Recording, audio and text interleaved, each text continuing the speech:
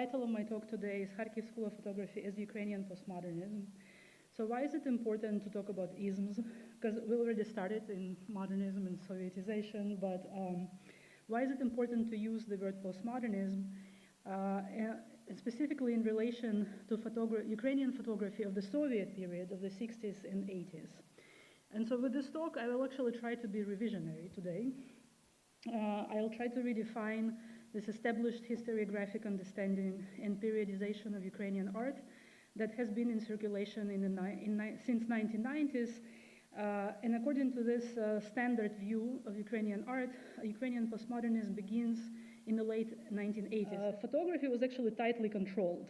The access to the cameras, the access to the materials, you needed to have a permission to photograph outside. You couldn't just take a camera and just walk outside. It was impossible. And so with the death of Stalin, we have this relative liberalization of Soviet society, which we now call the thaw, so the Khrushchev's times. And during that time, photography becomes available to Soviet citizens. So already at the time, you could buy a camera, you could buy some equipment, and you could start photographing. Another actually important point, that the very first Soviet camera was produced in Kharkiv. In 1933, the experimental model was produced, and then they started a mass production of a camera, and it existed until like 1996, that plant. The camera was actually, ironically, it was called FED, which is an abbreviation from a name of Felix Edmundovich Dzerzhinsky. I wonder how many people know in the audience who Dzerzhinsky was. He was a notorious head of the Russian secret police of Cheka. He was the person who orchestrated the Red Terror, the purges. And so the huge irony in naming a photo camera in his honor, because the camera is also kind of a surveillance apparatus, right? And so these 8 people who formed the Vremya group very quickly realized that they actually didn't want to photograph the way Dryukov and like the Soviet system was actually teaching them. So they form a group very consciously. They give it a name. So the name is interesting because time, like if you think about it, it's a desire to be contemporaneous. It's a desire to be, synchronous with what's happening in the society at the time. And they also write a manifesto. In that manifesto, they formulate what they called Teoria Udara. So in Russian, and you can translate this something like a theory of impact, or maybe even a theory of blow, because udar is both impact but also a physical physical hit. And the idea was that photography, like each individual image, was supposed to hit you in the eye. It was supposed to be that kind of almost aggressive but arresting. So how did they practice this theory of impact? So the first project I'm going to show you is by Boris Mikhailov. The project is called Luriki. It's 1970, 1985. This project becomes one of the most pivotal as it introduces a working method of hand-painting photographs. And when I say introduces, I don't mean in general in the art context that the actual method of retouching photographs has been in existence since the emergence of the medium, but I mean that this method was introduced within this within the Soviet moment of the Kharkiv, photographic society. So you can see why it's a postmodern gesture, right? There is a found photography, intrusion into a picture plane with the text, conceptual elements of combining text and image, colorization, and colorization often in a very crude way, with colors mismatched, misapplied. It's very kitschy, and it actually creates this, like all of this together creates a very ironic effect. And so Mikhailov inaugurates this hand-painted photograph, and this gesture becomes so pervasive that it kind of defines the whole movement. This is why, I hope you understand now why I started talking about modernism in Soviet photography. Because there's a larger question, like why are we separating Soviet visual culture so much that we don't see similarities, although I totally agree with you that it had its own, specificity. We can't just level it and say it's the same. Yeah, well, that's really what I wanted to pick up on. Do you think that there is this kind of separate Western definition of postmodernity and Eastern, post-Soviet, Soviet definition? Because for me, if I'm asked to describe postmodernity as I understand it from the 80s in the US, is a kind of enterprise modernity. Nothing's really changed. It's just that the power system which runs the whole thing is the same. It's just that the belief in one progressive movement after another, that's kind of worked out, and there's more pluralism in that sense within a commodified market. And that doesn't transfer, if that understanding, you agree with it, that doesn't transfer to the situation as I understand it in the, shall we say, the Soviet world, or the post-Soviet world.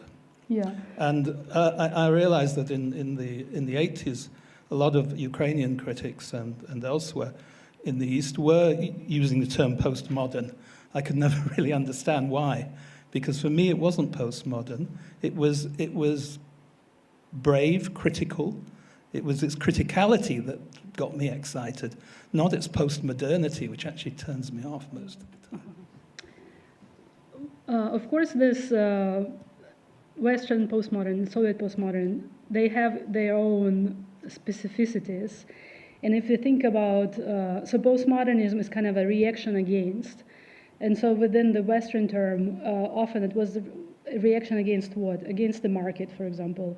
So at the moment we have the kind of what is it called? Like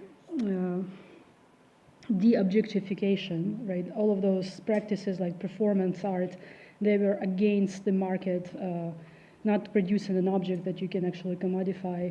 And in that way, it's like, how can there be postmodernism? In the Soviet Union, there was no market for art. That's true. But then the postmodern movement, Soviet postmodern movement, was also reacting against. So not the market, but the Soviet visual code, the Soviet ideology. And so maybe postmodernism it has a kind of a common denominator of reaction against whatever ideology. But the ideology might be different, like whatever totalitizing ideological moment, is it a free market or is it a Soviet state? But the way people react against has certain similarities. There's something else I wanted to say, and I'm forgetting. Anyway, but I hope I was convincing that it is a postmodern, aesthetically, that's a postmodern way of working with images, or with the medium.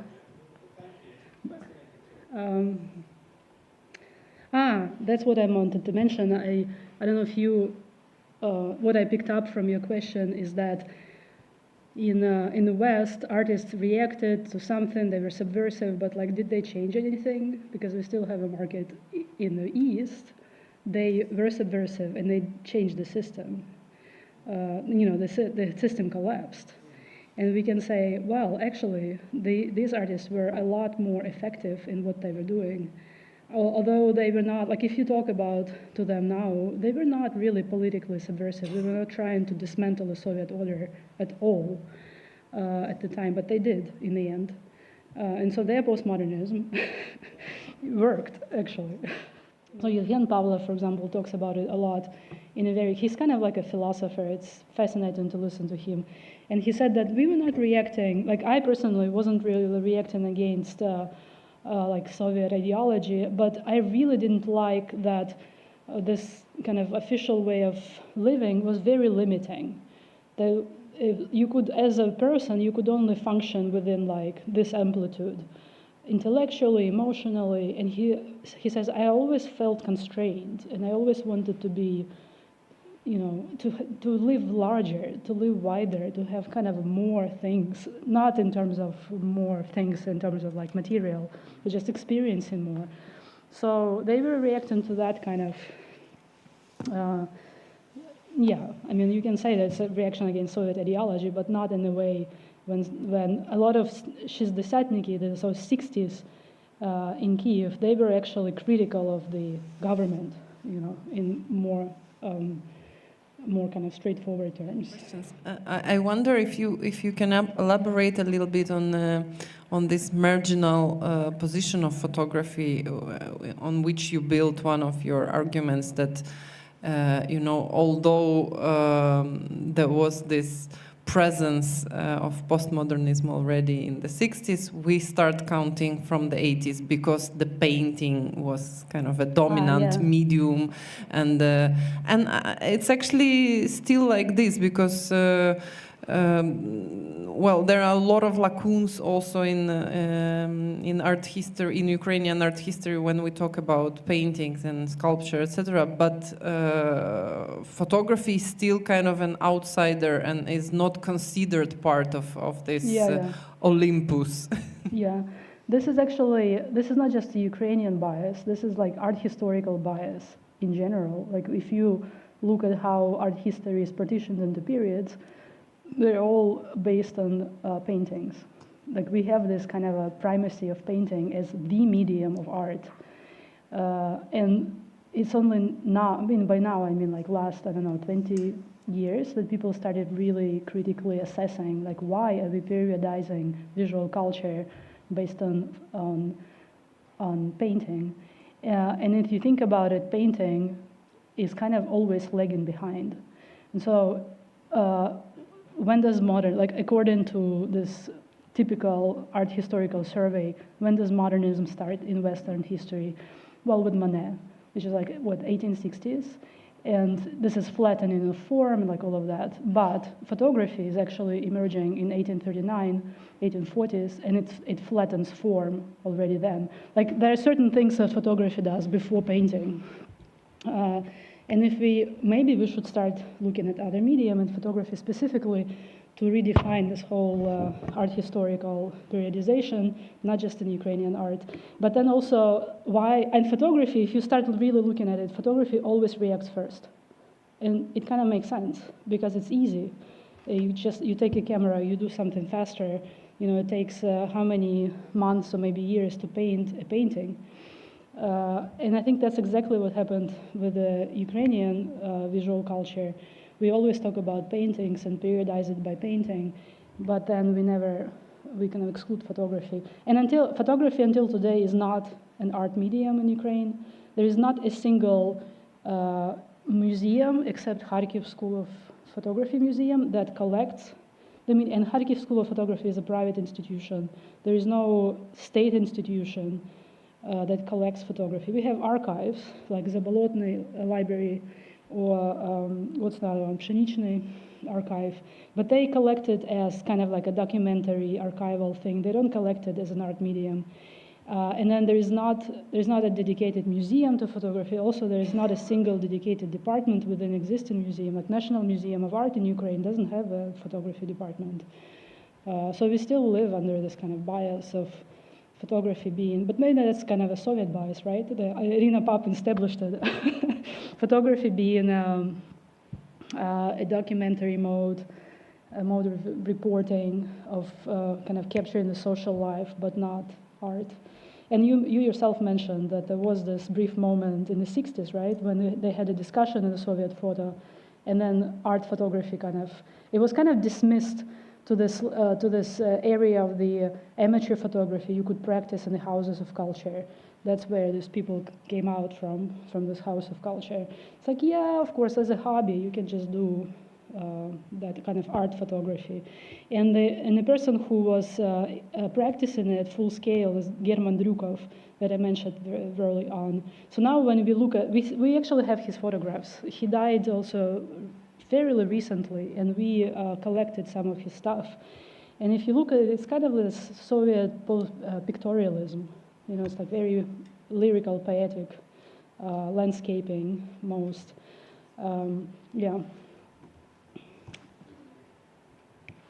So, I would like to ask you maybe more architectural question than art historian, but nevertheless, can you tell me something more about impact of the city of Kharkiv on this group of photographers?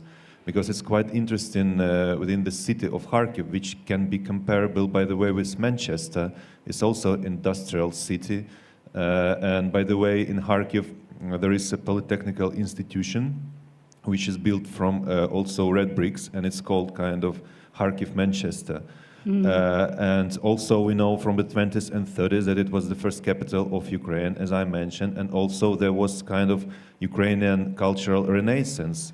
And also all these people later on were killed, and we have a term that is called executed Renaissance generation.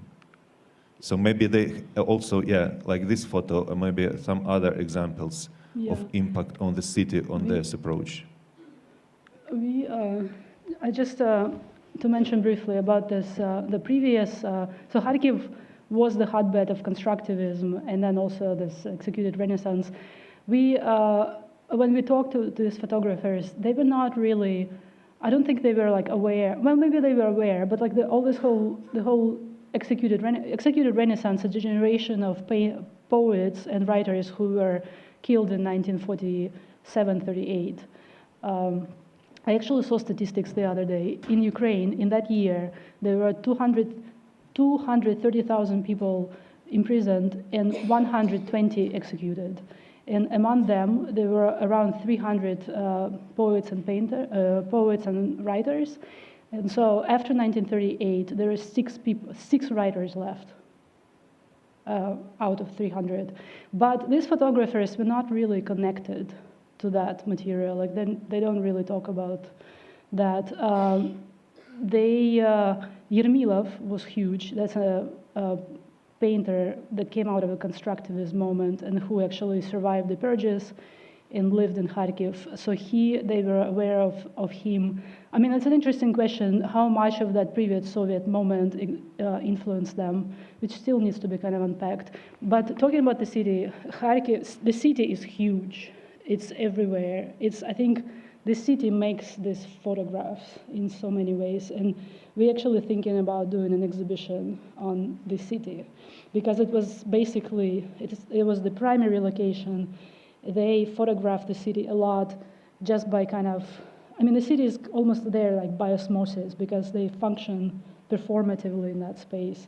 And so there is a lot, especially with Viktor Kochitov, because he did a lot of this kind of landscape, the panoramic landscapes, which interesting to mention. I think before our session with Irina Pap, I mentioned this. Like if you look at the Soviet photography, like Pap, I said it's anthropocentric. Like there are always people. She photographs people.